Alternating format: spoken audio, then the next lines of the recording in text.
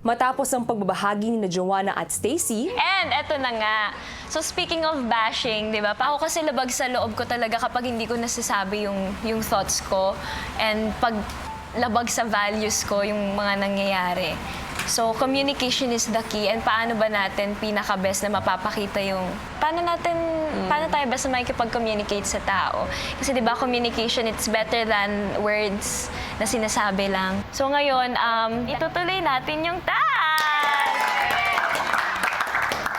So, yung song namin, Kapit Lang, perform namin to sa concert, tapos puro sign languages lang yun ginawa namin sa buong song.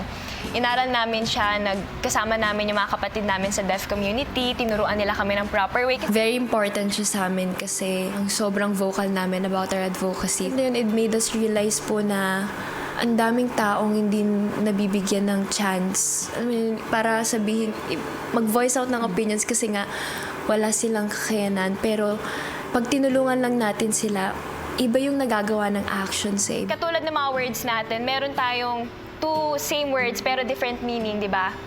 So, ganun din sa kanila. So, kailangan exact talaga. Tuturo po muna namin sa inyo yung tono bago yung sign language. agad na nag-ensayo ang housemates kasama sina Joanna at Stacy. Paano instrumental sa una mo? Bago pumasok. Okay. Ako'y tuliro, di alam anong araw, anong buwan. Nakakataba po ng puso kasi na-feel talaga namin na sobrang genuine po ng housemates na willing talaga silang aralin yung kanta. Una, kapit lang. Ito yung ibig sabihin nun. Kapit lang, kaibigan. Ito, kaibigan to. Sa lahat ng chorus, ito yung gagawin. Ito lagi. Kapit lang, kaibigan. Wait, so is it right over left verse or?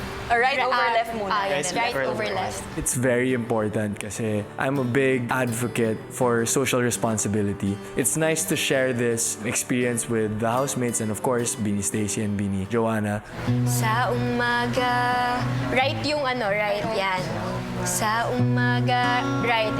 Baliktad. Yan. Di naman po siya naging mahirap para sa akin kasi nandun po talaga yung willingness namin ng mga housemates para po matutunan yung pagsa-sign language. Nakakatuwa po na makasama po sa advocacy na ginagawa po ng Beanie. Nang matapos mag-practice ang housemates, kasama sina Beanie Joanna at Beanie Stacy ay nag-perform na sa garden. Kapit lang, kaibigan. Sa umaga, ako'y tuliro. Di alam anong araw, anong buwan. Panaginip lang ba ito? Di makatakbo. Anong gagawin pag wala ng tama? Anong gagawin pag wala ng pag-asa?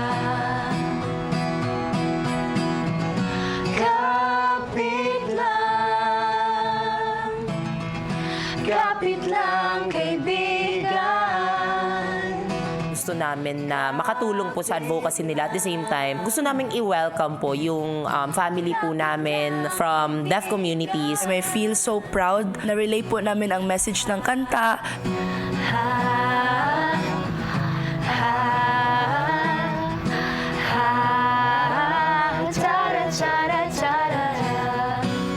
Kumapit ka lang, oh.